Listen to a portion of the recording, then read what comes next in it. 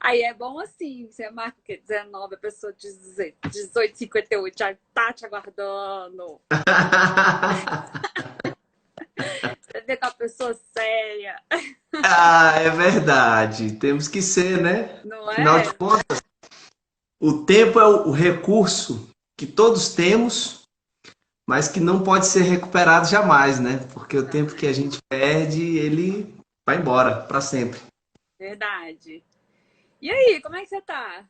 Tudo Cem bem? por cento, 100% aqui já adaptado a essa rotina de. Deixa eu só corrigir aqui que tá um pouquinho torto. Já adaptado a essa rotina de teletrabalho, crianças em casa e tudo mais. E eu confesso que a ideia é, será que dá para voltar ao normal? E aí, pessoal, vocês estão assistindo a gente? Como é que vai ser para voltar ao normal? Ter que sair de casa todo dia? Como é que vai ser isso? O que será esse normal, né? Ainda tem Fica. isso. Eu acho que a Eu, gente não volta ao normal, porque eu acho que esse normal aí já nem existe mais. A é, gente vai para uma. Eu tenho assim concluído que a gente vai para uma terceira coisa que a gente desconhece. Não vai ser nem isso que a gente está hoje, nem o que era antes. Vai ser uma é, combinação, sim, né? sim. Principalmente para É, quem está no serviço público, que é um público que conseguiu se adaptar nesse sentido, assim, mais, né, do que a iniciativa privada ao teletrabalho. sim. Eu acho que eu sou um pouco suspeita, porque eu sou muito otimista. Mas eu Ah, acho que a economia que a gente faz, né, já vinha sendo observada, mas agora foi provada, né, essa economia, assim, a produtividade aumentou e uhum, você tem a economia de água, de luz, de serviço de limpeza, de material de escritório, né? Então, assim, eu é, acho que é uma coisa que tem que vai estar na mão do gestor público, mas eu acho que é uma coisa a se pensar, sim, por que não? sim. No final das contas, não só no âmbito do serviço público, Cristiana, mas também na iniciativa privada, o gestor vai perceber que ele não precisa daquela estrutura tão pesada, tão Ah, cara, sim, para manter uma equipe produtiva e motivada. exato. Porque e o que eu vejo é algo que se explica. Eu lembro quando eu estudei isso para concurso lá atrás, sobre as coisas que motivam, desmotivam e não motivam, né? Tem uma teoria aí sobre Isso, isso. sei sim, olha só, você lembra disso. Lembro, Tem uma lembro teoria, total. Herzberg, que fala dos fatores motivacionais e dos fatores higiênicos. Hum, Motivacionais são os que motivam e os aham, higiênicos são os que mantêm as pessoas satisfeitas, digamos assim. Ou seja, se eles não estão presentes, as pessoas ficam realmente insatisfeitas com o trabalho. Mas isso não motiva para a uhum. Herzberg, né? Então tem essa diferenciação de fato, não tenho Sim, dúvida.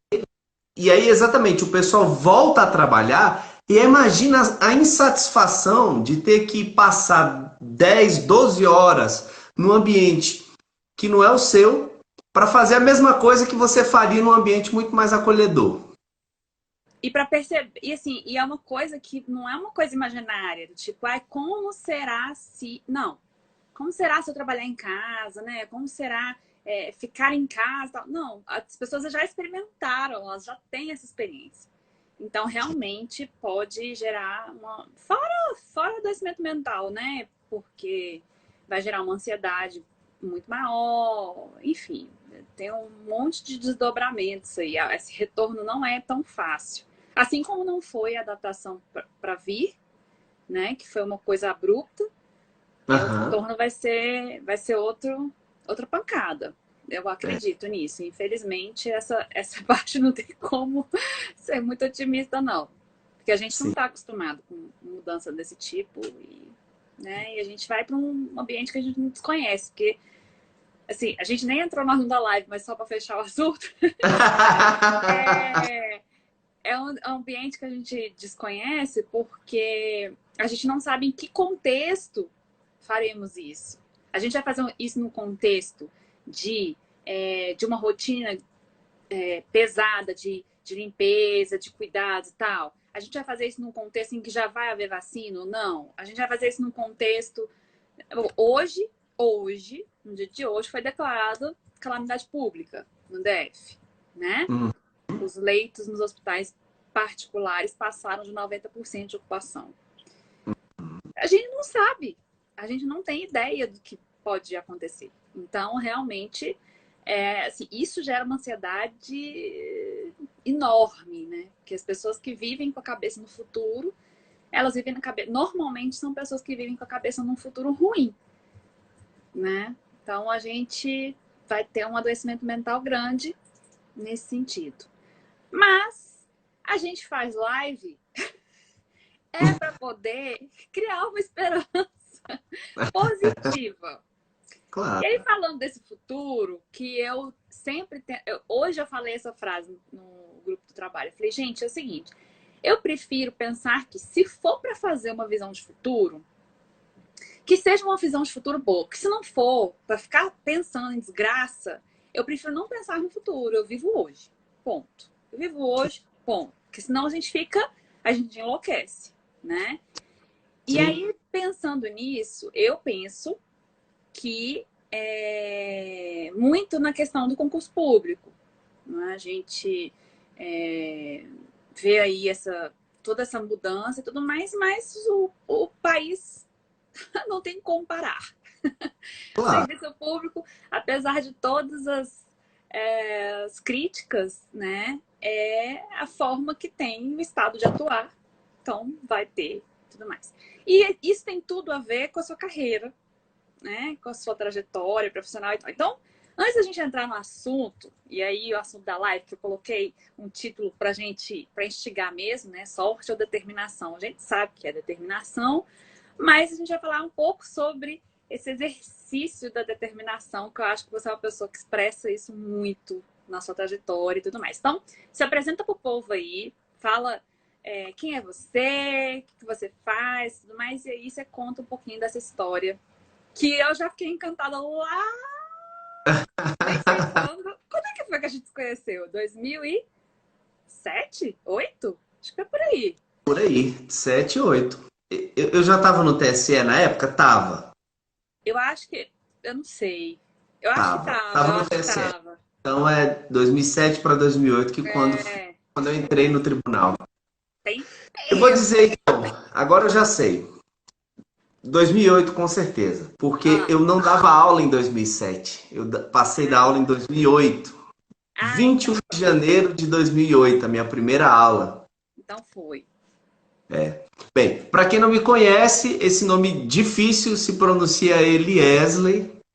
Eu sou um cara muito bem com a vida. Eu me considero muito bem sucedido, não pelas evidências materiais, mas pela forma como eu acordo todos os dias e consigo manter uma certa estabilidade emocional, manter a paz. Eu acho, Cristiana, que no final das contas, ser bem-sucedido é viver em paz. Porque se a gente vive em paz, não importa o que aconteça ao redor, a nossa vida vai ser boa. Agora, o contrário é verdadeiro. A gente vê, por exemplo, no mundo da fama, tanta gente com resultados ótimos, recordes, que não vive em paz. Muitos chegam até o ponto extremo do suicídio. Então, eu descobri que, no final das contas, ser bem-sucedido é estar em paz. E paz não é aquele estado permanente de apatia. Não, a gente também vive emoções de euforia, emoções de, vamos colocar assim, uma certa tristeza. Mas o que conta não é exatamente ir ou voltar, mas é o quanto se consegue manter aquela linha da tranquilidade. E eu me considero essa pessoa. Fiz 33 anos e... Fiz 33 anos, sou pai de 2 crianças lindas, a Lavínia que vai para 5 e o Bernardo que vai para 2, casado com a Cris, mas não a Cristiana, a Cristiane, muito próxima aí, e já estamos casados há quase 12 anos. Enfim, essa é a vida que eu levo. Eu sou servidor da Câmara dos Deputados, professor Por hora licenciado, porque desde o ano passado, perdão, início do ano, você vê, essa pandemia ela está criando um hiato aí que a gente começa a achar que faz muito tempo. Mas na verdade não, né? Desde o início do ano eu me licenciei da sala de aula para me dedicar à advocacia, que foi na verdade é um retorno, né? Em 2014 eu saí da sala de aula para advogar, advoguei por 2 anos, senti muita saudade, aí voltei para a sala de aula, fiquei até o final do ano passado e reativei a advocacia. E eu sou autor desses livros que estão aqui nessa parte da prateleira dessa minha estante. Esses livros aqui são os meus livros.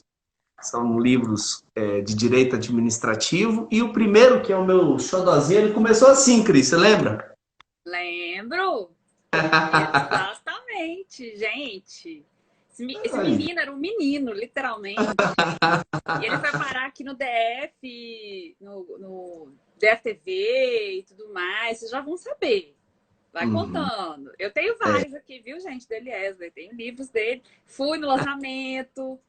Ah, Lembra? nós estamos Fui. aqui resgatando essas É, memórias, né? Muito legal. Então, esse aqui foi o Sete Hábitos do Concurseiro. Eu lancei esse livro na Feira do Livro de 2007, em Brasília. Ela aconteceu ali no Pátio Brasil e eu lancei esse livro lá. Na época não havia tantos livros como passar em concurso. Eu considero que o meu é um dos primeiros.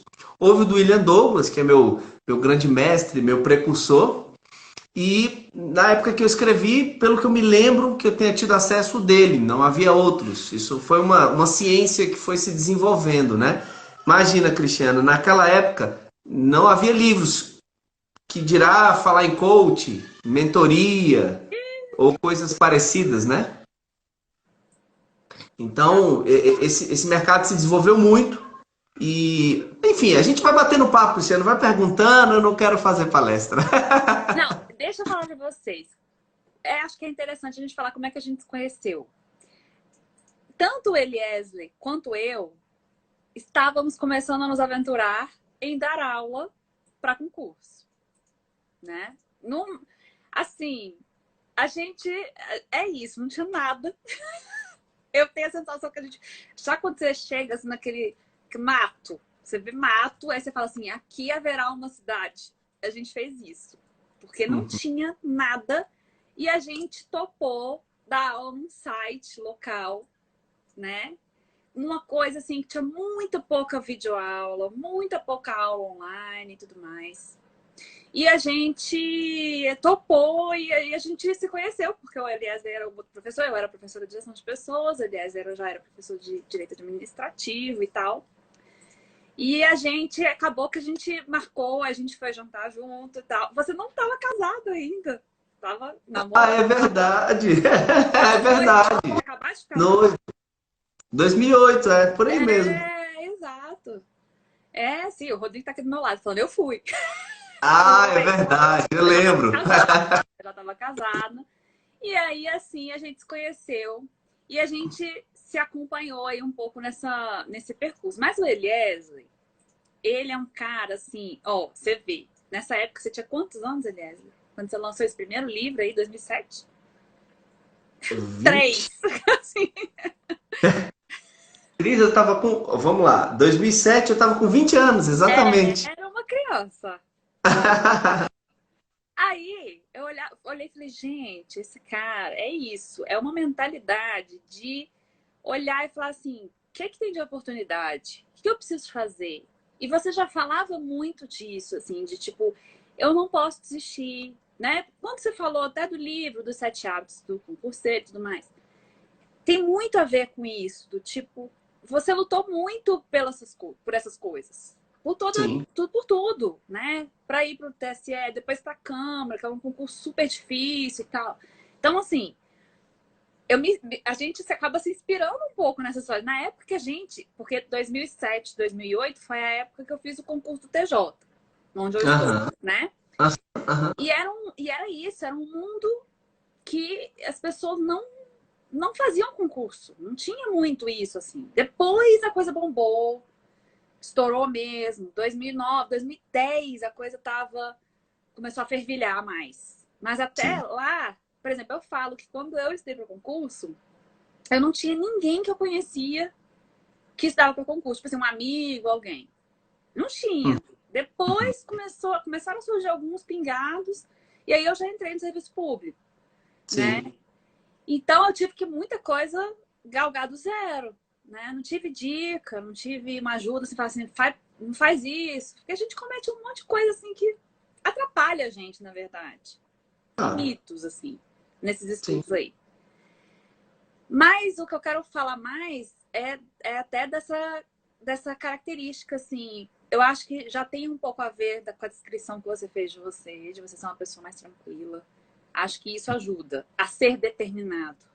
Porque as Sim. coisas não vão te impactar de forma a desistir e acreditar no insucesso. Não.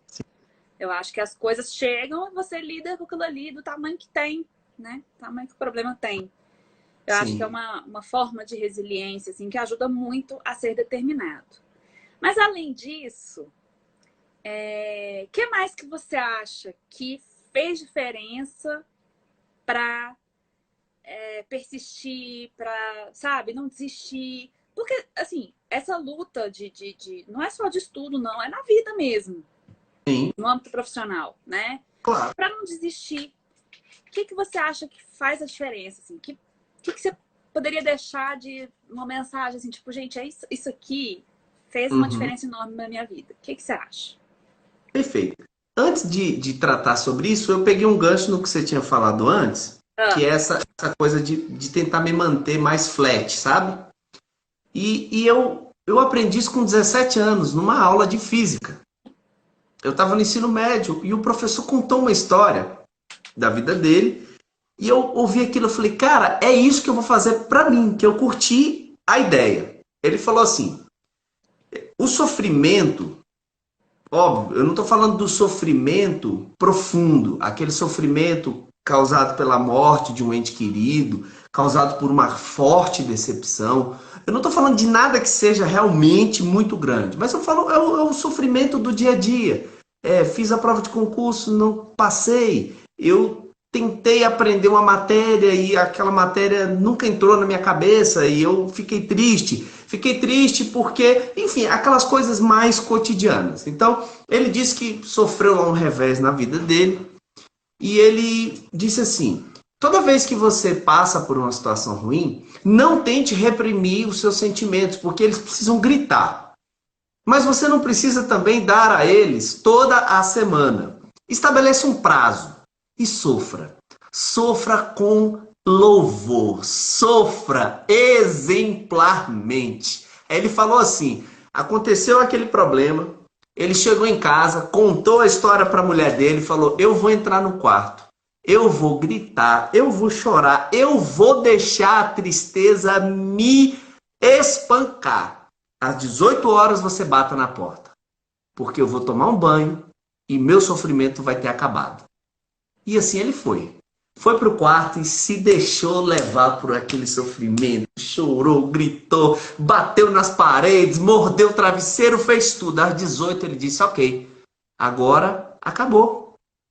Eu não vou mais sofrer. Eu tomo a decisão de não mais sofrer. Agora, é óbvio que eu não estou falando que isso é uma coisa fácil. Não, não é fácil, porque os seus sentimentos vão continuar gritando dentro de você. Mas o que é que movimenta o sentimento? É o pensamento. Então, a partir do momento que você diz, eu vou parar de sofrer, você dirige seus pensamentos para outras coisas, não importa quais, que não aquilo que te gera o sofrimento e persiste nisso. Porque se você persistir, você vai ver, você consegue evitar com que aquele grande sofrimento fique te martirizando.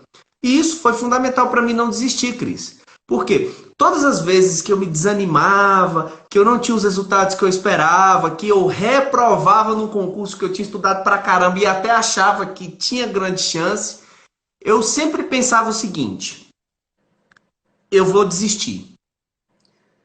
E eu desistia.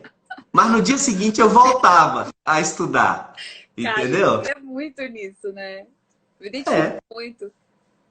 eu vou desistir, vou jogar tudo pro alto. É, Mas amanhã volta tudo normal. eu E tinha assim, uma lista de reclamação. de quando eu não passava. Eu tinha uma lista já preparada. Por que é tudo comprado? Por que fulaninho não sei o quê? Por que esse cursinho não prestou? Por que aquele livro foi ruim? Por que eu também não consegui estudar? Por que aconteceu isso? Por que aconteceu isso? Sim, Aí no dia seguinte, começar de novo. Começava de sim. novo. É tipo isso, assim. Acho que você tem que dar uma chance mesmo pro botar pra fora. Sim. No meu caso, eu posso dizer que não desistir também foi causado pela sorte de ter uma conjuntura muito ruim. Olha que loucura. A Aham. conjuntura ruim para mim foi sorte. Por quê? Até como eu lembro quando eu fui a primeira palestra do William Douglas, ele falou: bem, eu estudei para concurso há alguns meses, não passei. E aí eu tive que fazer talvez uma escolha de continuar estudando, ou ir cuidar das fazendas de papai, ou talvez administrar as ações em bolsa de valores que a família de mamãe havia deixado para ela.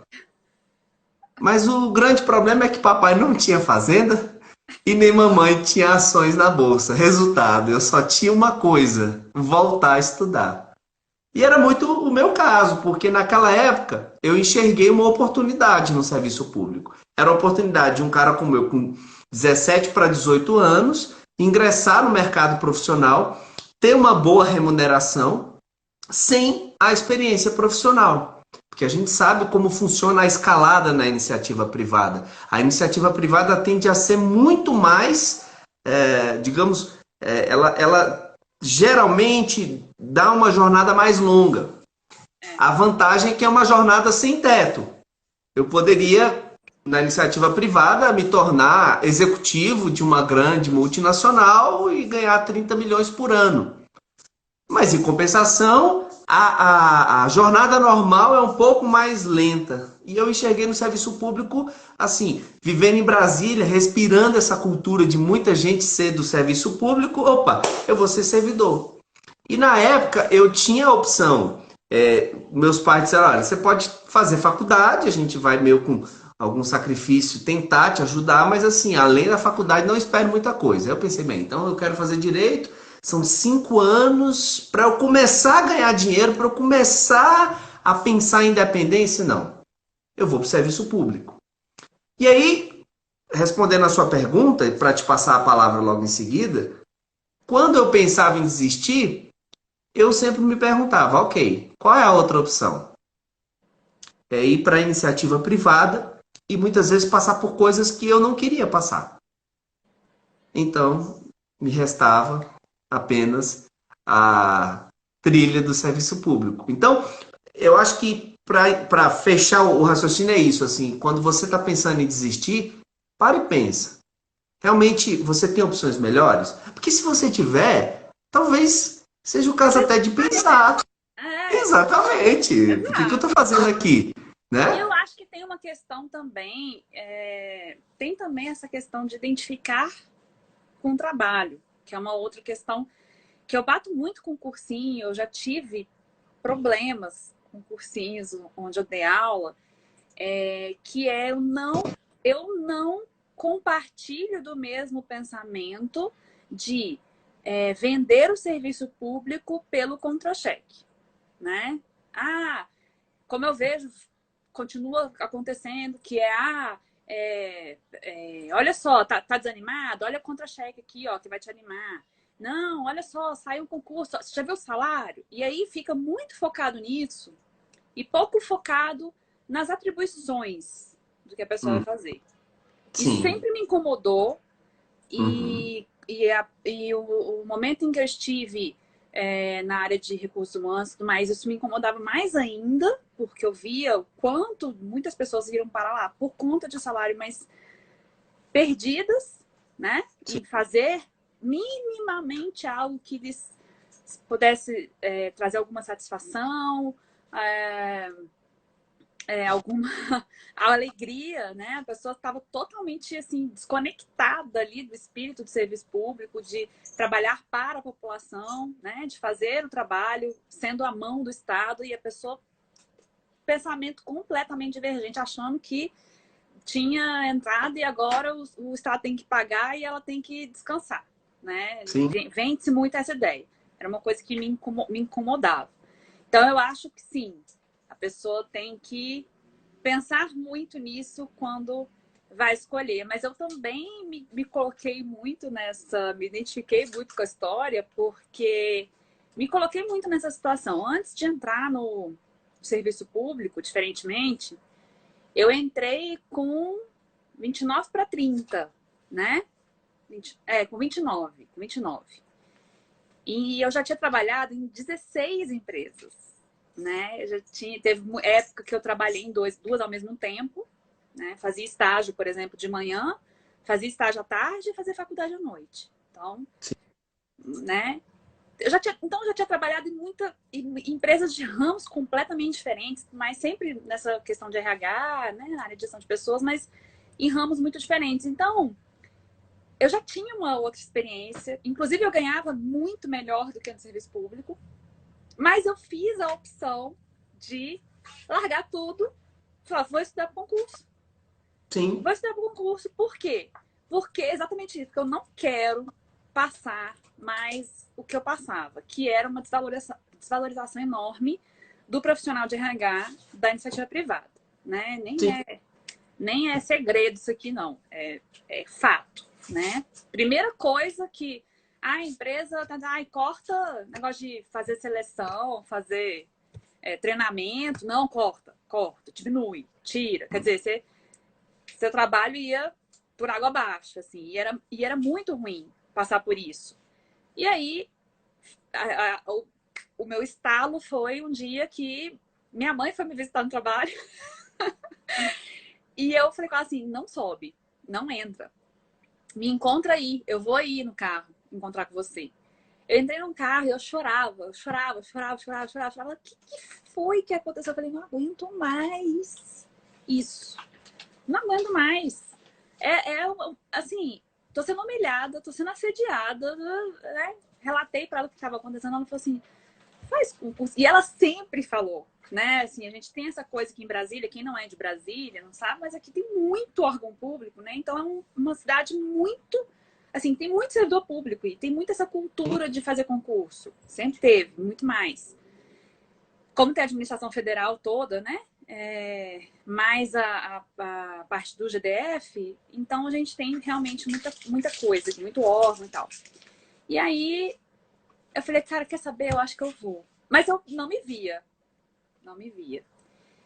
E aí, só que aí eu fui orgulhosa, né? Fui lá, pedi demissão e banquei o negócio. Falei, agora eu vou. Agora pedi demissão, agora eu vou. Agora chutei o pau da barraca. E aí era Sim. isso, tipo assim, eu vou voltar pra onde? Vou voltar pra onde? Já tinha pedido demissão, não tinha pra onde voltar. E aí, quando me perguntavam assim, e aí, como é que tá? Tava ruim, tava muito ruim, mas eu falava, não, tá ótimo. Nossa, tô aprendendo coisas maravilhosas. Eu odiava, xingava direito, com todos os nomes, entendeu? Eu falava que não era coisa de Deus. Depois eu me apaixonei de fato, tanto que eu fiz direito, né? Depois. Mas, assim, a gente passa por essas dificuldades, mas eu, de fato, eu acho que uma coisa que é importante é não achar que tudo é muito fácil, que você não vai passar dificuldade, ou o contrário, que é impossível, que isso não acontece com ninguém, porque a gente tem essa sensação, principalmente no começo, né? Eu tinha a sensação e eu botei um prazo mental para passar, coisa que eu não recomendo, que era assim, em um ano eu vou passar. Em um ano eu passo esse negócio. Eu sou estudiosa, sempre me saí bem, sempre estudei muito. Não, vou passar. Deu um ano, gente. Não tinha passado nem na porta de algum concurso, entendeu? Assim, um negócio assim, longe. Então, eu acho que, de fato, você fazer isso, né? Dar voz ali. Aquele dia que foi ruim, teve, de fato, saiu um resultado, um concurso que você se dedicou, e tal. Já, a gente pode falar aqui de algumas experiências nesse sentido, mas por muitas vezes foi isso. Falei, cara, eu não estudo mais. Eu não aguento mais. E no dia seguinte, acordava, tomava café, abria o livro, começava de novo. Com o que tinha, com o recurso que tinha, do jeito que tinha, do jeito que podia, né? E acho que essa é a diferença entre quem chega lá, de alguma forma, e quem não chega. Porque não tem outro caminho. né? O caminho é assim, ou você passa ou você desiste. Ninguém Sim. vai...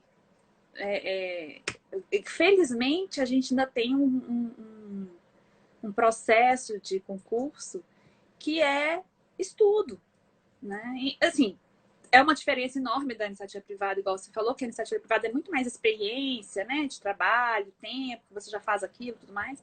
Isso no concurso público raramente é avaliado. Não tem concurso público que avalie isso, é mais questão de estudo mesmo, do edital, do matéria. Mas Uhum. também compensação é igual ali, nesse quesito. Sim, você pode ser verde, amarelo, ter antena, ser branco. Se você estudar e persistir, uma hora você vai passar, né? É. Não tem muito para onde correr. Não sei se você quer falar mais alguma coisa, mas eu até tenho uma história para falar sobre isso. No TJ, especificamente, aconteceu exatamente isso que a gente está falando aqui. Eu tinha feito o concurso do TSE, na época saiu muito junto, eu não sei se você vai lembrar. 2007, 2008 saiu assim, a Sim. prova foi uma diferença de 2 semanas.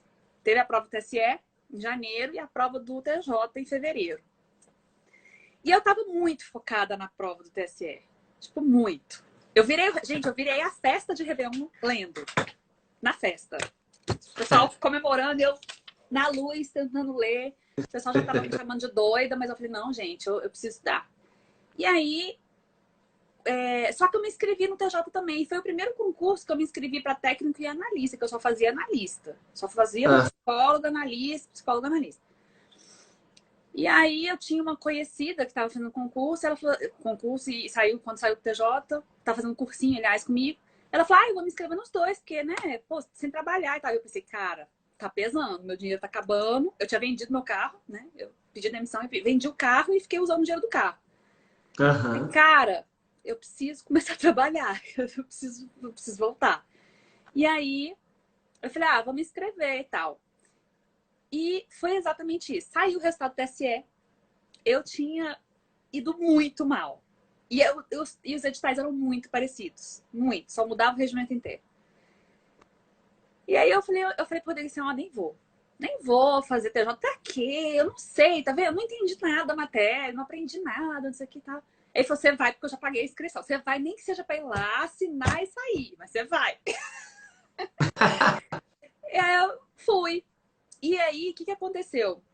Na semana da prova, foi isso. Eu passei uma semana xingando. Na semana seguinte, que era a semana véspera da prova do TJ, eu comecei de novo. E eu comecei mesmo de novo. Eu comecei, pra você ter noção, você que é da área de direito, eu comecei estudando o que era Estado Democrático de Direito. Tipo assim, eu comecei do começo, entendeu? Eu falei, cara, eu vou começar tudo de novo hoje. Aí comecei. Passei a semana lendo o que era Estado, o que era Estado Democrático, o que era Estado Democrático de Direito. Tarará, tarará. Resultado. Fui pra prova, fiz a prova de técnico, saí, fiz a prova de analista à tarde e saí. E eu saí assim, cara, ou eu passei, ou eu, tipo, não passei nem na porta. Aí eu cheguei do carro assim, meio anestesiada, sabe? Aí o Rodrigo falou assim: o que foi? Eu falei: bom, primeiro que eu fui com um pensamento do tipo, eu não tenho obrigação nenhuma de passar, então eu tava tranquilo na prova, o que já Nem me ajudou estudei muito. esse concurso. Eu vou passar mesmo, eu vou passar mesmo. Só que aí, exatamente por eu não estar nervosa, eu lembrava das coisas. Isso fez diferença. E segundo, o tema da redação foi disserte sobre o Estado Democrático de Direito. Ah! Caiu no colo. Gente, para psicólogo, eu olhei e falei, cara, não. Obrigada, Jesus. Quando eu saí da prova, eu falei assim, gente, era tudo que eu sabia. Olha Então, aí. assim, eu acho que a gente não é sorte, a gente cria sorte também. Quanto mais a gente se dá a chance, mais sorte a gente tem. Se eu não tivesse ido fazer a prova, eu não teria passado. Sim. Se eu não tivesse começado de novo, tivesse falado, então eu vou, mas eu vou com o que eu já estudei. Eu não teria passado, provavelmente. Eu tirei uma nota muito alta na prova, né? E aí me classifiquei bem para poder ser chamada para analista. Então, Uhum. assim, eu acho que a gente é isso, né? Nunca foi sorte. Mas tem a sorte, só que você aumenta a sorte quanto mais determinação você tem. Acho que essa é a história. É sorte. O imponderável tá fora do alcance, mas ele existe para um lado e para o outro. Você tanto poderia ter dado a sorte, como deu, de passar na prova, como poderia ter dado o azar de descobrir que tem uma doença terminal. Isso, infelizmente, faz parte do jogo da vida. Mas já que é imponderável, isso não cabe a mim contar ou não contar com ele. Já pensou se eu fosse contar que com 33 anos de idade eu morreria num acidente de carro? O que eu ia fazer na minha vida contando com esse evento? Não faz sentido eu, sabe, imaginar algo. E a mesma coisa com a sorte. Eu também, da mesma forma que eu não poderia aos 20 achar que eu ia morrer com 33, eu não poderia achar que aos 20 eu ia ganhar na Mega Sena com 33. A única coisa que eu posso o que eu posso fazer para mudar minha realidade? Pode ser que ao longo do caminho eu seja promovido ou eu seja reduzido. Paciência. Isso faz parte da vida. Mas eu acredito que a sorte existe, mas eu acredito que a maior parte das pessoas que vence não vence pela sorte. Vence pelo esforço. Vence pela disciplina, pela determinação. Às vezes o que acontece é a sorte dá um empurrãozinho a mais. Eu Aí acho você, que opa. a sorte é o encontro, eu acho que alguém já até falou isso, é o encontro do esforço com a oportunidade. Sim, claro. É isso. E se eu não tivesse estudado? E se eu não tivesse ido? E se eu não tivesse começado a aprender e a gostar de direito? Chegou um momento que eu falei, cara, ou eu gosto desse negócio, ou eu desisto de estudar para concurso. Porque todos os concursos que eu só fazia tribunal, eu queria era tribunal. Todos os concursos que eu fazia caía direito, pelo menos direito constitucional administrativo. Se eu não aprender isso, não vou passar. Então eu aprendo, e para aprender eu vou precisar gostar, porque não adianta, não entra, no meu caso, não entra se eu não gostar pelo menos um pouco. Então, eu acho que é muito isso. A sorte, você abre brechas para ela. Você vai abrindo brechas. Como que você abre brechas? Quanto mais você se dá a oportunidade, né? Claro. Quanto mais você experimenta coisas diferentes, você aprende coisas diferentes, você se dedica ao estudo daquilo ali, aí você vai tendo mais sorte. Porque você vai dando mais chance da oportunidade juntar com a sua determinação. Acho que é mais ou menos nisso. É possível se preparar para a sorte. Isso. É possível se preparar para ela. Por exemplo, vamos imaginar que haja um apartamento sendo vendido, uma cobertura na quadra 300 do Sudoeste. Para quem não conhece Brasília, é uma quadra 300 ou 100? Acho que é a 100, se eu não me engano. É a 300, aquela super, né? Você conhece, você mora aí, né? Ainda não sei morava. Não, 300. Vamos... Perfeito. Vamos imaginar, Cris, que haja uma cobertura na 300 sendo vendida por 180 mil reais. É minha. Se eu oferecer... a criança. Pois é. Mas você concorda que é uma super oportunidade? Poxa, 180. Super oportunidade. Beleza. Eu vou levar isso até o flanelinha de estacionamento. Infelizmente, uma pessoa sem qualquer recurso. O que isso vai ser na vida dele? Se ele não tiver alguém que possa ajudá-lo? Nada. Então, veja só. Uma super ocasião, que pode ser até dizer sorte, porque, com certeza, o proprietário desse imóvel vai vender esse imóvel na primeira vez que ele pensar em anunciar. Piscou, mas o fato é o seguinte, se você não estiver preparado, essa sorte não se converte em benefício na sua vida. Eu acho que, quando se fala estudar para concurso, é a mesma coisa. Você conseguiu se dar bem na prova porque você estudou o assunto. Sim. E deu sorte de que aquele assunto que você estudou caiu. Mas se você não tivesse feito nada, com certeza não haveria sorte. Então é possível se preparar para ela. Porém, a gente não conta com ela para desenvolver a nossa estratégia. Você não tem A gente sabe controle. que ela existe, mas faz o que cabe a nós fazer, né? Isso, exatamente. Você não tem controle nenhum. Aliás, tem muita gente que, ilogicamente, conta com ela. Se você for fazer uma entrevista com as pessoas que se inscrevem, por exemplo, em concurso, de forma geral, você vai ver que grande parte pensa assim: você está estudando? Aí é porque, nossa, tá difícil, tem que trabalhar muito, tem filho, tem não sei o quê, aí várias justificativas. Aham. Mas você vai lá fazer a prova, eu vou, que vai que eu dou sorte. Vai que eu chuto lá certo. Existe uma. Como se isso fosse talvez possível. Pode ser que 1 em 100 milhões tenha dado essa sorte. Mas não dá para você contar com isso. Né? Acho que é isso que a gente está falando. Não dá para você contar com isso. E nem no trabalho. Por exemplo, digamos agora, vamos para a iniciativa privada. Você foi para a iniciativa privada, trabalhando. Você comparando com o seu colega. Aí você, aquele que faz seu trabalho ali, todo dia faz a mesma coisa. Aí você não quer lá mais ler nada, nem estudar nada, nem fazer nenhum curso sobre aquilo, porque você já sabe, já tem cara de saber. Não se interessa por mais nada também, porque você sabe que a sua tarefa é aquela.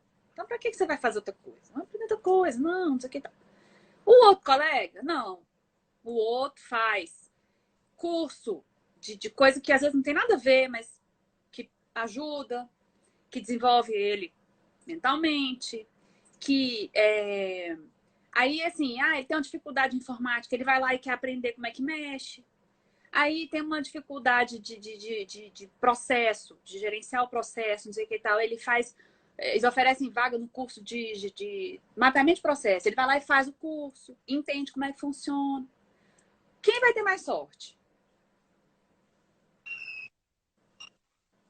É Aí nítido. aparece a oportunidade para gerenciar o setor, por exemplo. Aí o cara olha e fala assim, pô, mas o fulano é muito mais preparado. O fulano sabe lidar com conflitos, ele se cuida mais, ele entende como é que funciona todo o processo, ele não tem uma visão restrita de como é que o trabalho funciona. Ele consegue dar suporte para todo mundo se precisar. Sim, A gente vai criando isso, né? sim, Então é uma questão mais de mindset, né? De visão de mundo, de como a gente enxerga as coisas, sim. do que de sorte, de fato. E é o que a gente pode controlar. A gente não controla nem nosso intestino, como diria o ditado. Controlar outra pessoa, minha gente. A gente não É, controla. A gente não controla nossos filhos, a gente não controla a nossa família, a gente não controla nosso cônjuge, a gente não controla os nossos chefes, né? Nossos subordinados. A gente não controla nada do mundo. A gente influencia, né? A gente consegue talvez influenciar um pouco, mas controlar não. O que a gente controla? De fato, de fato. A gente mesmo, e olhe lá. E olhe lá. Então, acho que aí tá a chave que a gente consegue mudar. Por exemplo, então eu quero agora ser uma pessoa determinada. Cara, eu quero. E não é tarde não, tá? Não é tarde para ninguém. A gente sempre pode recomeçar. Sempre. Não existe. Porque é isso, a gente não sabe se amanhã a gente morre no acidente de trânsito ou se a gente ganha na Mega Sena e vive até os 120. A gente não sabe o que vai acontecer. Eu espero que seja ganhar na Mega Sena e viver até os 120, para poder usar tudo. Mas, como a gente não sabe, o que a gente faz? A gente trabalha aquilo que a gente consegue controlar. E aí a gente sim, vai casando oportunidades para vir mais sorte. Eu já ouvi sim. muito isso, por isso que eu quis usar esse título e provocar com esse título Sorte ou Determinação, porque tem muita gente que fala assim: mas é muita sorte também, né? Porque você, sei lá, vou usar aqui, por exemplo, você é servidora pública. Cara, então olha para trás lá, o que a gente fez para chegar a ser. Teve um sacrifício, teve um, né? Mas fui chamada para fazer uma palestra. Tá vendo lá, sorte, porque, cara, olha para nós dois, juntando nós dois, quantos livros nós já publicamos? Somando os dois aqui. Quanto que a gente já leu? Quanto que a gente já estudou? Entende? Quanto que a Com gente já certeza. treinou, que a gente já passou de perrengue? né? Sim.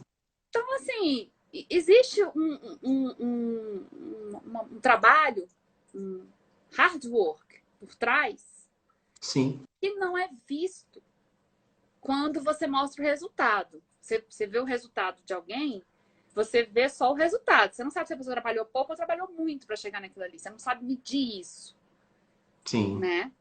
E aí fica parecendo sorte. Parecendo Uhum. sorte. Ah, mas você sempre teve oportunidade. Pera lá. Mas eu conheço pessoas que tiveram muito mais, se for só oportunidade, muito mais oportunidades, não fizeram a metade. Não é só isso. Isso conta também. Claro que conta. Igual você falou, tem um pedaço que é sorte, sorte. Tem. Mas quanto mais brechas você vai criando, né? Quanto mais você vai se conhecendo pessoas, aprendendo, desenvolvendo, correndo atrás. As oportunidades, pelo menos pra mim, nunca tive uma oportunidade assim, nunca tava andando na rua e a pessoa olhou e falou: Nossa, você deve ser muito inteligente. Você não quer escrever um livro? Nunca aconteceu.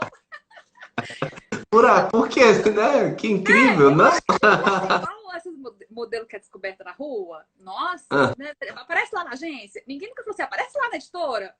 Escreveu um livro. Porque não é, né? Não é.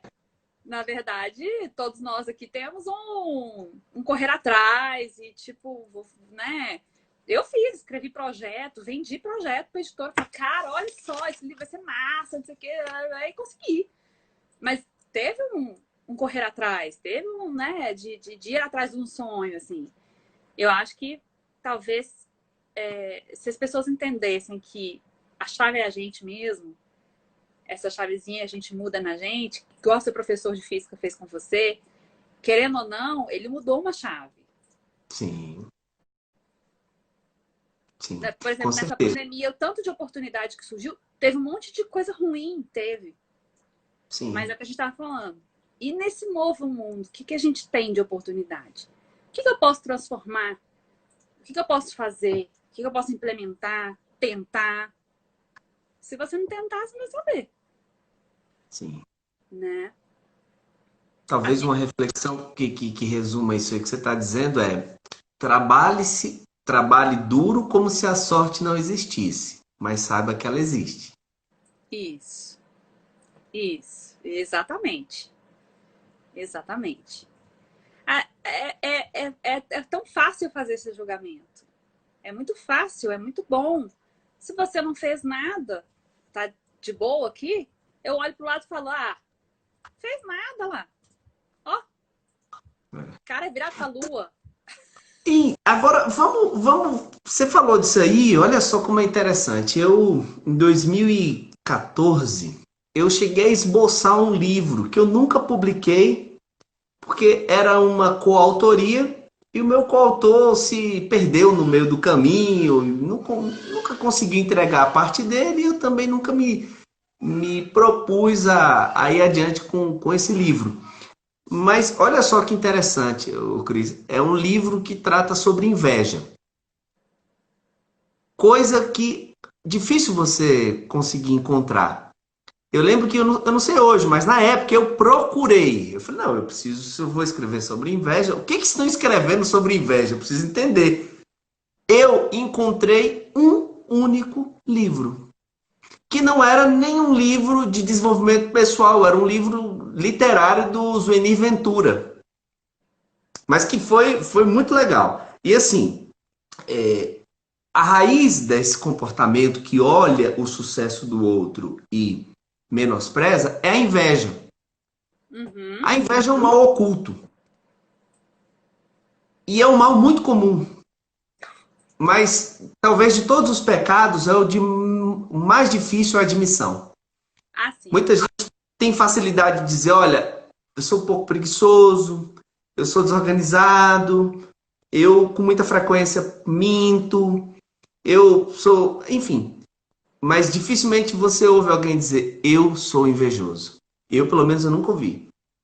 Porque a gente é acostumado a ver a inveja como aquela coisa da novela, daquela vilã que fica à espreita do casal, torcendo para que eles deem errado e ela fique com o par. Então ela faz de tudo para minar a felicidade do outro. Então a gente, quando pensa assim, ah, eu sou invejoso, não, eu não torço pelo mal de ninguém, eu não faço nada para prejudicar ninguém deliberadamente, eu não sou invejoso. Mas a inveja mais comum não é essa da novela. Sim. É a inveja em que eu silenciosamente destruo algo. E aí, normalmente, você vai ter duas possibilidades, você invejoso.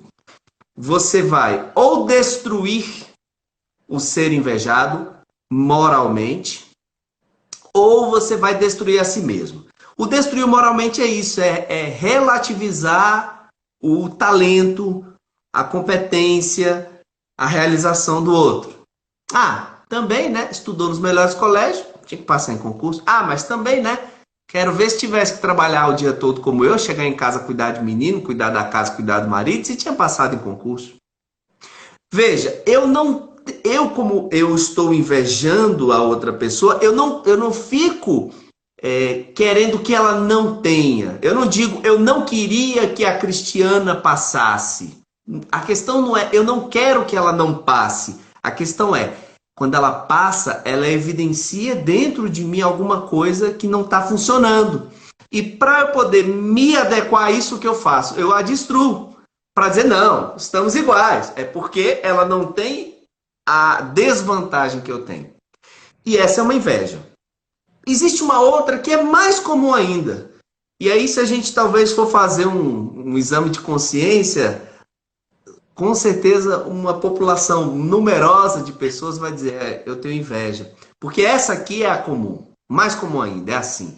Você está lá estudando, Cristiana, na biblioteca com a sua amiga. Amiga do peito, você a ama, participou de todos os momentos da vida dela, quer que ela seja feliz. Aí o que acontece? Vocês estão estudando juntas, ela passa. E você não. Você fica feliz por ela, e fica mesmo. Que bom que ela passou.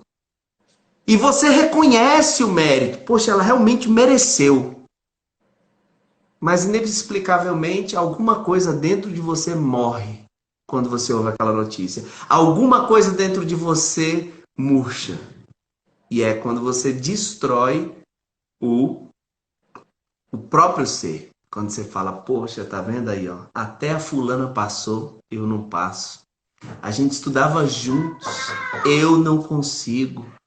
E você vai trazendo para dentro de si essa amargura. Então, assim, só uma palhinha, porque eu queria ter falado isso alguma vez, porque eu guardei esses escritos aqui em casa Maravilhoso! e eu fui meio que trabalhando essa coisa da inveja, que é esse sentimento que faz a gente olhar o outro e dizer, é sorte. É, mas olha só, tem uma frase que eu gosto muito, duas, que falam muito sobre isso, que uma é assim, elas têm muito a ver uma com a outra. Uma diz assim, todo julgamento é uma confissão. E é isso. Quando você olha para o outro e fala, ah, mas isso aí foi sorte. Porque não é assim, não. Fulano não é assim, não estuda esse tanto também, não. E o que eu tô fazendo? Tô falando de mim. Não tô falando do outro. É uma confissão. Na minha visão de mundo, só tem um jeito de funcionar. Então, deve ter sido esse o caminho. E a outra é quando... É uma frase famosa, né? Quando Pedro fala de Paulo, sei mais de Pedro que de Paulo. Né? Ou seja, mesma Sim. coisa. Quando um tá falando do outro, eu sei mais de um, que é de quem tá falando, do que do que ele está falando. Porque ele tá falando Claro. muito mais de si, né? Sim. E aí, acho que nisso está essa base da inveja. É isso. Eu olho pro outro e falo, E quando a gente sente essa morte, igual você colocou, e eu gostei da forma como você colocou, porque mata mesmo, talvez mate o pouco que aquele fio de esperança de mudar para algo melhor, a pessoa mata aquilo ali, aquela expectativa. E aí ela confirma, sou mesmo pior. Só eu não consigo, né? Talvez ela use isso para reforçar o que é negativo ao invés de reforçar o que é positivo. Eu olhar e falar assim, eu tô no caminho certo. Fulano conseguiu, próximo sou eu. Não, né? Ela faz o caminho inverso. E a maioria faz mesmo. Sim. Então, esse assunto é muito interessante. Ele diz muito mesmo sobre algo muito comum, as pessoas de fato não reconhecem. Acho que é porque elas nem têm consciência disso. Não é Sim. nem assim, não reconheço porque é muito dolorido, não sei o quê. Talvez seja. Uma parte seja. Mas uma parte talvez não tenha nem consciência. Nem consciência desse comportamento de comparação e achar que o outro vai sair igual, tem que sair igual, tem que ter o mesmo desempenho, tem que ter a mesma sorte ou não, tem que ter, sabe, a mesma quantidade. Não vai ser, porque as pessoas são diferentes, trilham caminhos diferentes, com habilidades diferentes, então nunca vai ser o mesmo caminho mesmo. Mas eu gosto muito dessa... Isso diz muito, assim, em alguns momentos em que eu começo a entrar nesse conflito. Gente, é normal. Se você não sentiu nunca inveja na sua vida, você tá mentindo. Então você não tem inveja, você mente. Porque, claro que a gente passa essa situação, você olha e fala, poxa, mas aí quando você trabalha isso, é legal você chegar nessa conclusão. Do tipo, tá, eu tô me baseando então numa comparação. Que talvez não vai me levar a grandes coisas. Se não me dá algo útil, isso eu aprendi muito com terapia. Se a comparação não me traz um pensamento útil, não melhora o meu comportamento, não funciona para mim. E o meu terapeuta, minha psicóloga uma vez me falou isso. Você está comparando mesa com cadeira. Quando você se compara com o outro, você está comparando mesa com cadeira. Porque você está comparando coisas completamente diferentes. É como se fosse assim, sentar na mesa é muito ruim, que é muito confortável, você não apoia as costas. Sim, mas a mesa não foi feita para isso. A mesa é outra coisa. Foi constituída de alguma outra forma. E nós somos assim, né? Nós temos diferentes predisposições genéticas, mais diferentes caminhos de vida, oportunidades, etc. Né? Isso nos torna organismos diferentes. Mas esse assunto é muito bom. Você devia investir nesse livro aí. Engraçado que na época que eu estava escrevendo, aí eu gostava de provocar os alunos, assim, aquelas salas de aula lotadas, eu dizia assim, pessoal, quem aqui se reconhece invejoso? Aí todo mundo assim olhando para o lado, ninguém levantava a mão. Ok. Quem aqui já se sentiu vítima de inveja? Aí todo mundo levantava a mão. Eu disse, uai, mas temos aqui então um problema estatístico. Porque se todo mundo já foi alvo de inveja, onde estão os invejosos? Ah, tá bom, não é aqui nessa sala. Eles estão por aí, não é isso? E essa é uma provocação, porque as pessoas, realmente faz sentido, né? Todo mundo diz, eu já fui alvo de inveja, mas dificilmente alguém se reconhece invejoso, mas é porque realmente demanda essa melhor percepção. E tudo tem a ver com a comparação, você disse bem. E a comparação é uma droga. Esse tipo de comparação que a gente está falando é uma comparação, ela é uma droga, porque não existe chance de você sair vivo de uma comparação sem, vamos dizer assim, de uma comparação pura.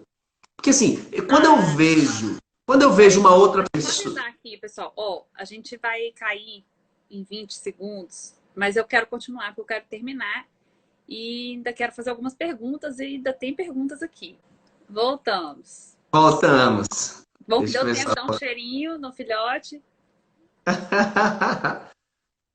Sim, agora sim. Estava falando. Te interrompi.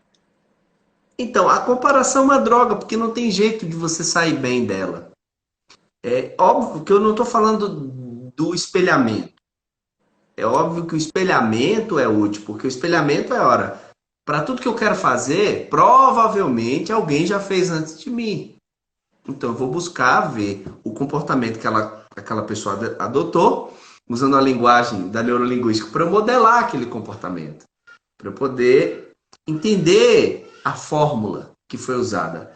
Óbvio que muitas vezes precisando adaptar aquilo à minha vida, aos meus contextos, às minhas convicções e tal.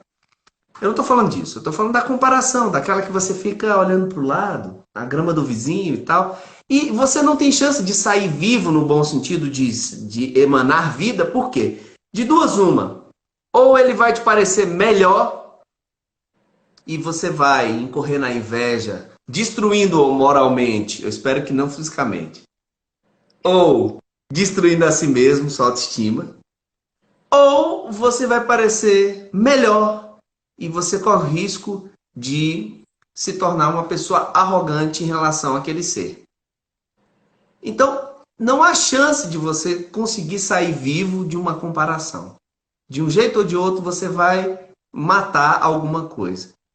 E eu queria fazer uma pergunta só, Cristiana. Essa eu não vou responder, mas eu quero deixar para você que está assistindo essa live essa pergunta, porque ela foi feita a mim há muitos anos e ela se tornou uma pergunta tão profunda que eu não me esqueço e volta e meia eu preciso fazê-la. A pergunta é: como seria a sua vida se você não tivesse que provar nada a ninguém? Como seria a sua vida se você não tivesse que provar nada a ninguém? Fica aí a pergunta. Excelente pergunta. Maravilhosa. Eu gosto de perguntas que te colocam nesse estado que essa pergunta leva. Porque ela abre possibilidades e ela alimenta pensamentos de oportunidade. Porque, no fim das contas, você não tem mesmo que provar nada a ninguém e você pode fazer o que você... Só que como a gente cria muitas barreiras, a gente fica achando que essas barreiras são reais na nossa cabeça. E aí a gente fica limitado ali por essas barreiras. Mas essa pergunta, ela fala assim, e se ela é uma pergunta, ela tem até uma... Você sabe programação neurolinguística, você sabe o que essa pergunta faz. Eu nem vou explicar aqui. Eu ia explicar, mas enfim, né?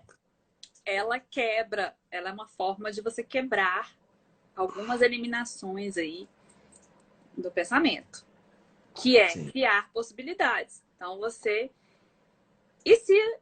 quando a pessoa fala, mas isso é impossível, tá? E se fosse possível, como você faria, né? É isso que a gente está fazendo aqui com essa pergunta. E ela é ótima, muito boa. O pessoal já está mandando ver no coraçãozinho, que acho ótimo. Aí, isso é legal, isso é bom, isso é bom, isso é bom. Teve gente que colocou aqui, é que as perguntas sumiram quando a gente caiu, mas teve uma pergunta aqui que era o seguinte: se tem algum segredo na hora de estudar? Se tem alguma coisa em relação a estudo? Se tem algum segredo, assim, alguma dica também que você deixaria aí para fazer a diferença? Sim, estudar não é uma tarefa uniforme. É como emagrecer. E como 300 outras Já tá coisas. difícil, ok, vamos pro próximo. Brincadeira, Porque assim, já emagreci de novo. Ó. já emagreceu, perfeito, mas assim, quando você vai para esse ramo, né? Emagrecer, poxa, tem gente que emagreceu comendo ou não comendo aquilo. O outro emagreceu fazendo ou não fazendo aquilo. Então, existem várias formas de se emagrecer. Existem vários métodos de estudo. Então, a primeira coisa que eu quero dizer é que não existe uma técnica de estudo. Existem técnicas, umas vão funcionar para pessoas A, outras vão funcionar para pessoas B e ponto. Já que é assim, aí vem o grande segredo. O grande segredo é aprendizado, adaptação. Então, você que está estudando, precisa ter uma técnica. Alguma você tem que ter. Não dá para você simplesmente sair lendo aleatoriamente, porque você só vai se ocupar da leitura, mas você não vai aprender, capturar o conhecimento para você. Então você precisa aprender uma técnica. Uma vez que você aprenda e coloque-a em prática por tempo razoável, aí você avalia. Está sendo bom? Não. Então o que eu posso fazer? Adaptar ou trazer uma nova técnica? Por isso que passar em concurso, Cristiana, não é uma coisa que geralmente acontece rápido para a maioria das pessoas. Demora porque até você conseguir encontrar o seu meio de estudar com qualidade, você vai fazendo muito teste. E estudar, né? Não é só Sim. ainda tem que dar tempo de estudar. Ou seja, não tem, eu acho muito difícil. Muito difícil encontrar uma pessoa assim que passou a primeira vez, não tinha estudado nada e passar muito rápido. Não dá para explicar esse comportamento. Acontece com aquelas que já Acontece, mas vão é rápido. estudando. As que já vão estudando. Né? Por Então, exemplo, eu tô falando, do nada não vejo. não, do nada não. A pessoa Eu cria um tenho, caminho. sim. Lá na Câmara, durante algum tempo, eu sentei ao lado de um servidor, ele era meu companheiro de mesa. Que ele passou no concurso da Câmara, sabe como? Saiu o edital, ele viu as matérias, estudou, 3 meses depois fez a prova e passou. Quem aí também tá sentindo inveja, levanta a mão.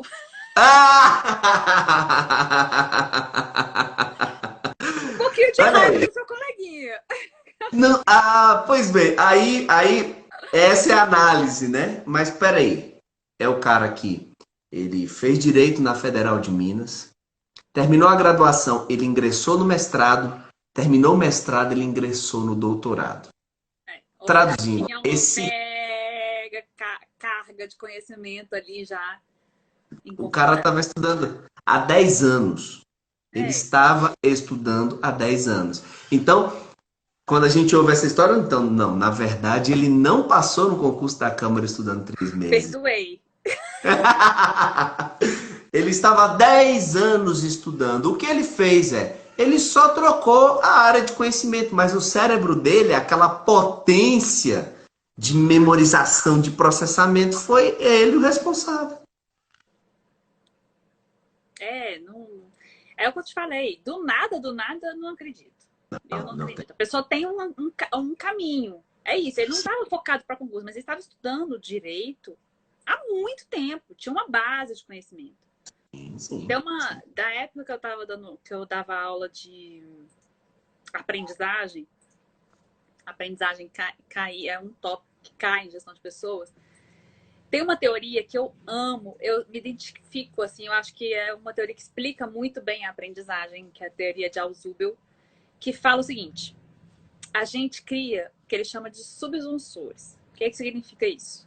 É como se fossem pequenas nuvens, vamos desenhar aqui assim, pequenas nuvens de conhecimento. Então, por exemplo, seu primeiro contato com o celular.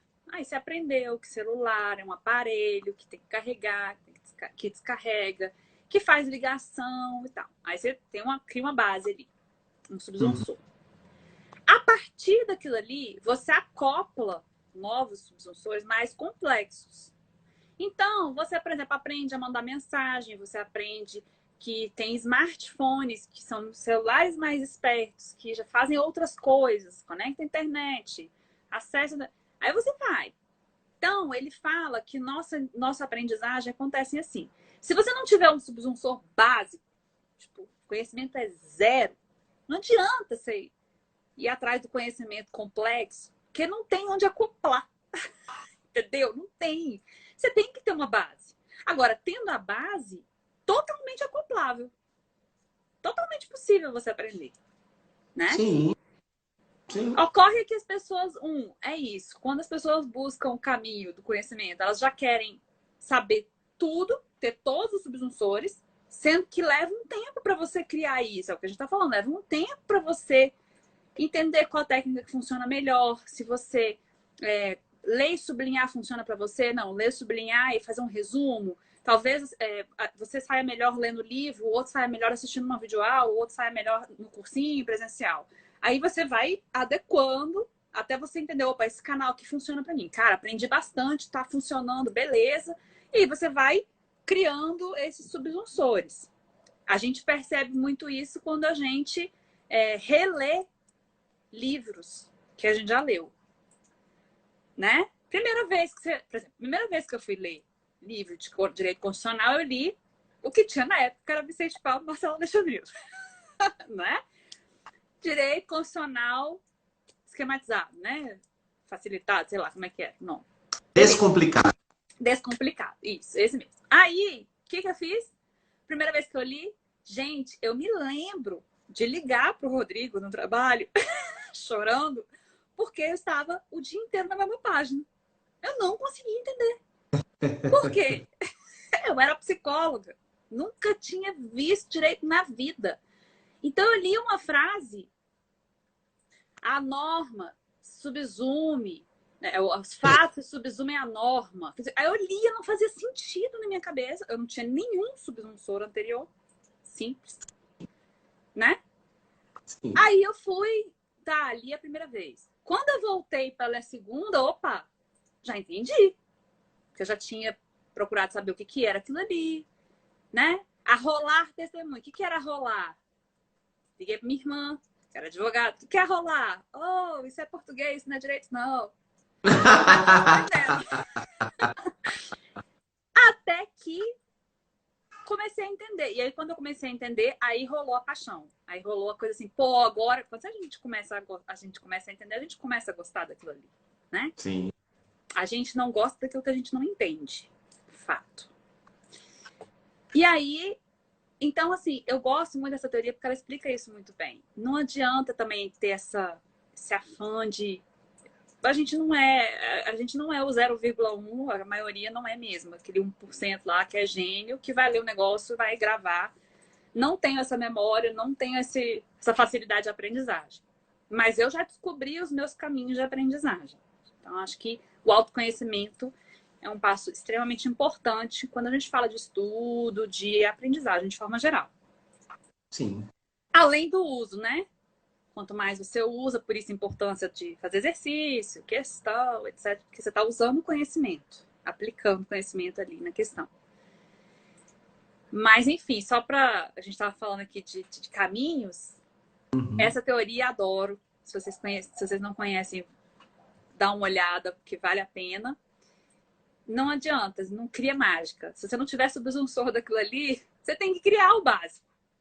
Né? Mas, por exemplo, nós aqui, se a gente for estudar hoje para concurso, é diferente. A gente tem um caminho.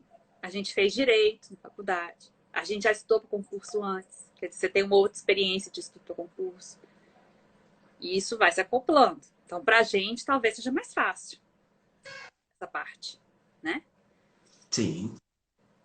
Enfim. Eu sempre digo o seguinte: a pessoa precisa ter muito realismo quando ela vai estudar para concurso. Pé no chão, racionalidade. Por quê? Todo mundo tem um histórico de estudante. E para a maioria, esse histórico é catastrófico. Eu cansei de chegar para aluno e dizer o seguinte: você não está estudando para concurso. Você começou a estudar agora na vida. Vamos lembrar? Ensino fundamental e médio, você nunca estudou. Fazia ali na véspera de prova.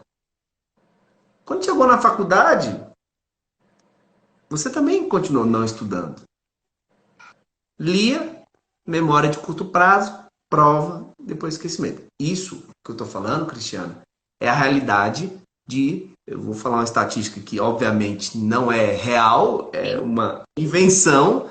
A 95% dos estudantes se comporta assim. 95% dos estudantes não estuda para aprender, estuda para passar na prova. Sim, E, minha sim. querida, memória de curto prazo, toda pessoa média tem.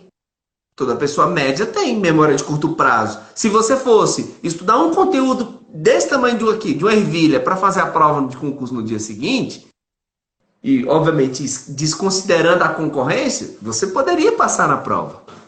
Mas não é assim que funciona. É um conteúdo deste tamanho. Geralmente você vai estudar um assunto para ser solicitado sobre ele meses depois. E é outro mecanismo. Então, a maior parte das pessoas, quando vai estudar para concurso, precisa ter essa lucidez de entender: eu nunca estudei na vida. Eu vou começar agora. Óbvio, talvez quem esteja nos ouvindo faz parte dos 5% que já estudou. Perfeito? Aí você só tem que trocar o vocabulário. Você não fala, Cris, que a sua grande dificuldade quando você se deparou com o direito vindo da psicologia é vocabulário. Não, sim, se eu der um texto de psicologia pro pessoal do direito, E é foi a mesma coisa. Mesma Sim, coisa. Olhar e falar, sim. gente, mas o que tá escrito aqui? O que quis dizer isso? né? Ou seja, não tem nenhum onde acoplar esse conhecimento. Eu não faço ideia do que isso significa. Qual é o significado do texto? Mesma coisa para quem nunca teve contato. Então, mesma coisa, por exemplo, você vai estudar raciocínio lógico pela primeira vez. Sim. Vai estudar, né, uma coisa diferente.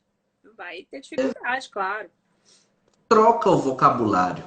Depois que você pegar o mecanismo geral de como funciona, minha querida, vai embora. Vai embora. Digamos, fácil, tá? Fácil para quem já vem. Para fechar esse raciocínio, para deixar didático, né? Quem é professor tem essa mania, né? Pera aí, eu vou te explicar de outro jeito agora. É só você pegar assim, pega Phelps e coloca Phelps no atletismo. Perfeito. Agora você pega o Péricles do Exalta Samba e coloca no atletismo. Eu estou usando exemplos exagerados, lógico. Quem você acha não que tem precisa chance... botar Péricles, bota Phelps e Cristiana. Você vai ter exatamente já é suficiente. Perfeito. Então, é simples. Ah, mas o Phelps não tem nada com atletismo. Sim, mas o cara já vem treinando o corpo dele. Tem outra disposição, né? Outro condicionamento físico. Então é você pegar o cara que vinha estudando a vida toda e coloca para fazer concurso. É o Phelps no mundo dos concursos. Qual é a chance? É que ele vai passar menos tempo. Não quer dizer que ele vai passar rápido. Ah, ele vai passar em 2, 3 meses? Não. Aí, minha querida, essa questão eu acho que é outro ponto que precisa ser mencionado. Quanto tempo vai demorar até passar é outro imponderável, como sorte e azar. Ninguém nasce com etiqueta. Papai do céu vai lá e coloca lá o código de barras na nuca. Você vai demorar 2 meses. Não, você não. Você vai demorar 2 anos. Não existe isso. A gente não sabe. Já que a gente não sabe, esquece esse assunto. Joga isso na lata do lixo e simplesmente estude. Até uma hora que vai acontecer e você vai passar. Entendeu? Então, assim, eu sempre digo que quando você vem com um histórico bom e tem boa técnica, o que você faz? Você acelera o seu time. Isso. Então, a pessoa que passaria 1 ano, pode ser que ela passe em 6 meses. Quem passaria em 3, pode ser que passe 1 ano. Isso. Agora, eu começo a comparar o meu time com o do outro, aí lascou-se. Eu, na minha experiência de estudo para concurso, o primeiro ano de estudo foi só aprendendo a estudar. Só aprendendo a estudar. Assim, hoje eu tenho certeza. Na época que eu passei, eu já comecei a fazer essa avaliação. Falei, cara, eu acho que o primeiro ano foi só tomando porrada e tentando entender. Porque você não vai fazer isso uma semana. Isso aqui que a gente tá falando não é uma semana, não, gente. É testando. Aí você percebe o que dá resultado, o que não dá resultado. E você tá, nesse tempo, você também tá criando esses subsunsores que eu falei, os primeiros ali. Tipo, primeiro contato com aquela matéria, primeiro contato com a outra matéria, né? Para quem está começando do zero. Então, você tá tateando ali, explorando aquele mundo pela primeira vez. Depois que isso acontece, aí você começa a aprender as funções mais complexas. Você não aprende Excel fazendo função complexa. Você aprende Excel abrindo, fazendo soma da linha de cima com a linha de baixo. Depois que você complexifica o pensamento. Né? Aconteceu alguma coisa aí? Não, eu tô só. É um exercício didático. Continua aí, Cris. Né? Mas é isso. Tinha uma pergunta aqui. Então, foi para responder essa pergunta. Essa que tá aí? Não, A do raciocínio lógico ou a anterior? Não gosto de raciocínio lógico, usa isso no trabalho. Raciocínio lógico a gente usa na vida. Raciocínio lógico, ele demonstra um raciocínio, um tipo de inteligência, digamos assim, que a gente usa o tempo inteiro. Se eu uso no trabalho, com certeza. Quando eu faço sentença, se eu não usar o raciocínio lógico, eu não chego no resultado da sentença. Tem que usar o tempo todo. Usa muito. Usa tanto que me surpreende a gente precisar, no ensino médio, aprender trigonometria, números complexos, geometria analítica, sendo que raciocínio lógico, que é o que a gente vai usar, matemática financeira, que é o que importa, a gente não vê.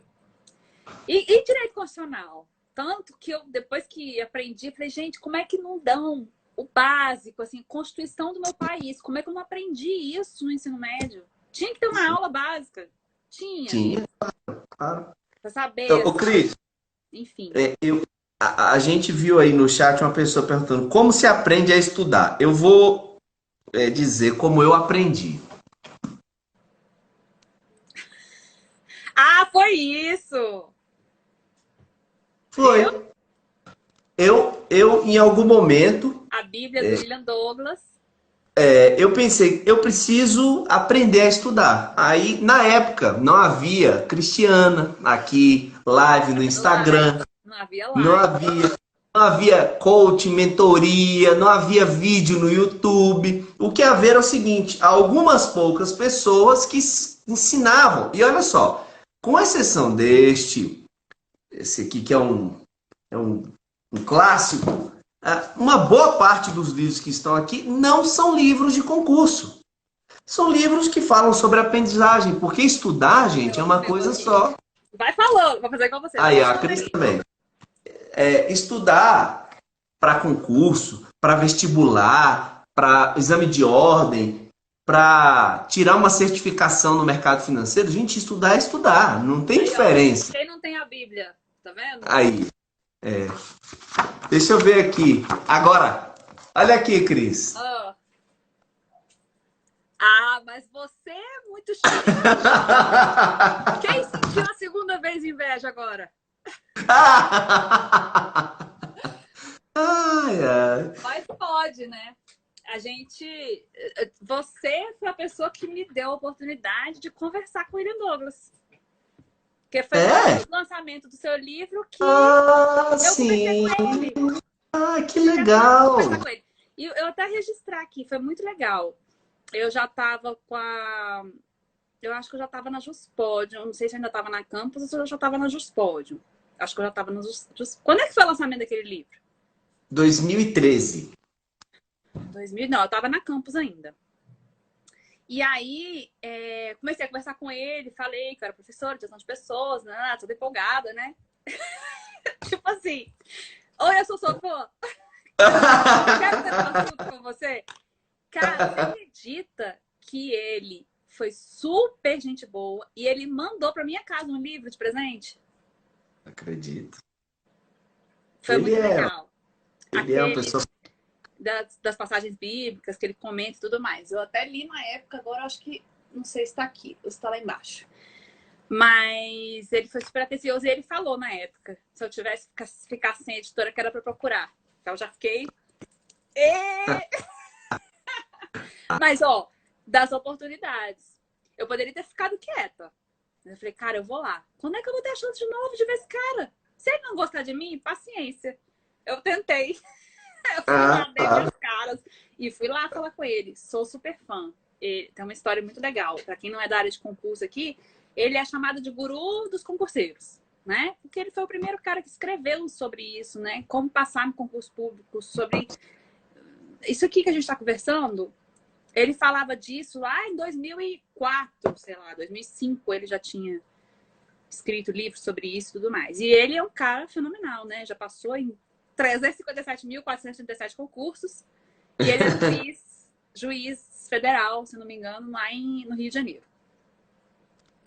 Muito bacana. Aqui... E ele fez o quê? A abertura do lançamento do livro do Eliezer, pessoalmente aqui em Brasília. Sim. Eu estava lá. Foi muito legal. Foi ótimo, foi ótimo.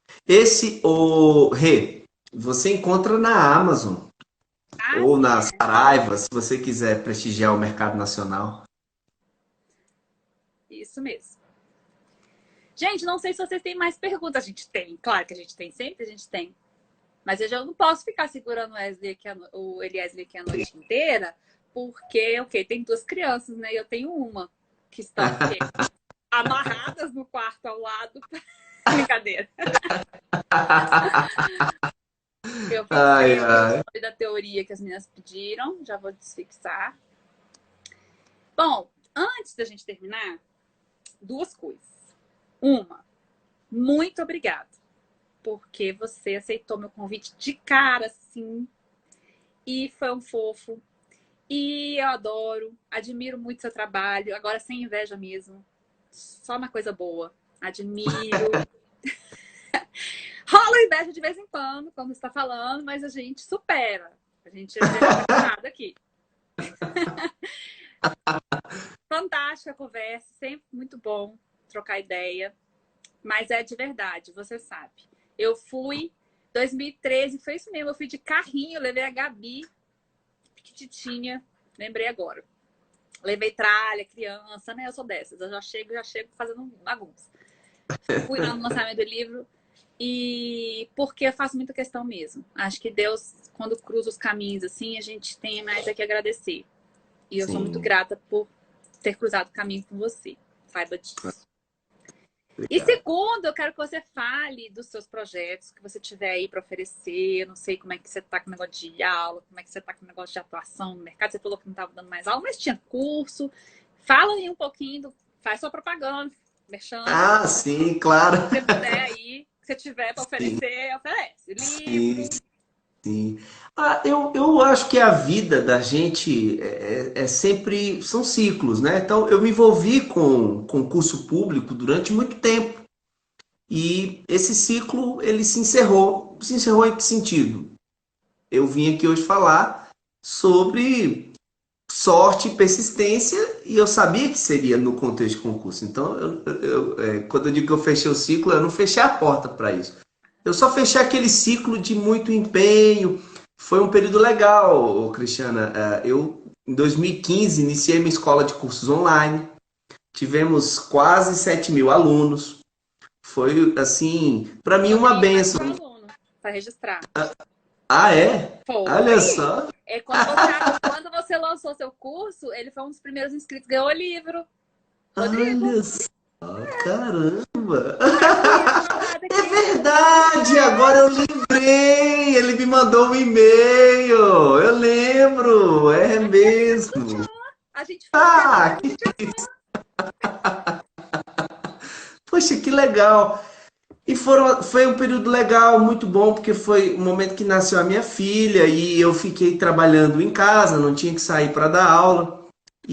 Mas assim, eu sentia falta de voltar à advocacia, de ter escritório, de, sabe, esse ambiente corporativo. E eu ressuscitei isso agora. Mas assim, o meu canal do YouTube continua. Eu estou pegando vários conteúdos que eu já tinha, que não estavam publicados, eu estou publicando. Quem gostar das aulas e achar que é legal ter aula comigo, tem lá disponível sim os links, caso queiram o curso de Direito Administrativo. Depois eu passei da aula de Direito Constitucional, porque os alunos começaram a pedir, era uma matéria que eu gostava também, então eu gravei um curso completo de Direito Constitucional, está tudo por aí. Quando eu digo que eu encerrei aquele ciclo de produção frenética de conteúdo, de lives e aulas. E assim, eu na verdade fechei esse ciclo, mas não em caráter definitivo, porque a gente nunca sabe o que pode acontecer na vida, né? Daqui a pouco, quem sabe a saudade vai bater, eu não vou aguentar e vejamos, né? Obrigado, Cristiano, obrigado pelo convite, pelo carinho. Isso aqui para mim é uma circunstância que primeiro porque é você, não deixaria jamais de participar desse seu cantinho no Instagram. Segundo, porque é uma oportunidade que eu tenho de reviver essas histórias, essas conversas. Gente, aqui, Thiago entrou. Thiago foi quem apresentou a gente. Olha aí, olha o Thiagão, olha só, Thiago, você já entrou como celebridade aqui, ó. O Elo Falamos do site, que a gente se conheceu no site. O Thiago era o dono do site. Sim, é concurso. Querido também, outro querido. Então, o Thiago é um cara fantástico. Foi o Thiago também que em 2015 me abriu esse universo de cursos online para concurso. Foi por influência dele que eu já vinha assim um pouco insatisfeito com o modelo de advocacia que eu estava desenvolvendo. E foi bom naquele momento. E o Thiago abriu essa questão dos cursos online e eu mergulhei. E foram aí quase 5 anos muito bons. Obrigado, Thiago. Você, com Ele certeza. agora é da corrida, é da galera da corrida. Já falei aqui que eu não tenho como, né, gente? Corrida, ele é corrida. Até Aí, Thiago, resenha pro Thiago já rolou aqui, meu filho. Eu já é falei. mesmo? A única que eu tentei, eu achei que ia ter que chamar o SAMU para terminar, entendeu? O negócio foi Ai, ai. Muito bom, Cris, Mas mas sim, obrigado. eu que fico grata, viu? Muito grata mesmo. Foi muito legal. A gente tava um tempo sem se falar com essas correrias da vida aí.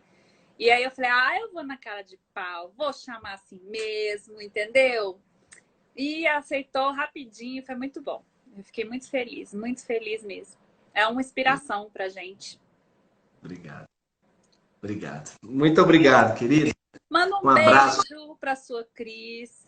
Um cheiro nessas crianças lindas que você fez aí. Viu? Eu só vejo no Instagram, eu só vejo os negócios. Ah, fico apaixonada. Bom Mas demais. deixa. O mesmo aí para sua pequenininha, que é a cara do pai, A inclusive, cara né? do pai, você sabe, não tem a cara da mãe, pois é. Mas com certeza é a versão aprimorada daquele semblante. É Deus só sabe isso. o que faz. Manda um abraço aí pro Rodrigo aí, um beijo também Mando pra essa sim, linha pode e deixar. vamos adiante, porque oportunidades sempre existem. Há aquele ditado que já se tornou muito popular, mas que é muito verdadeiro. Na crise, alguns choram, outros vendem lenços. Então, se você que está me assistindo chorou, não importa. O que importa é se você começar agora a vender os lenços, porque certamente tem muita oportunidade. Exatamente. Exatamente. Obrigada, gente. E para quem estava aqui, que ficou com a gente, obrigada também por ter assistido, participado. Vocês sabem que depois essa live vai ser salva. Aí eu disponibilizo lá no meu canal do YouTube. Então, para quem não se inscreveu ainda, se inscreve lá. E por lá vocês acompanham aí o que a gente vai produzindo de conhecimento, de mensagem boa, que é assim que a gente consegue ir superando essas adversidades. Tá bom? Vou derrubar a gente! Mas depois a gente se fala, viu? Valeu, gente. Obrigada, Boa beijo, beijo, beijo noite. todo mundo. Tchau, Beijo. tchau! Tchau. Tchau.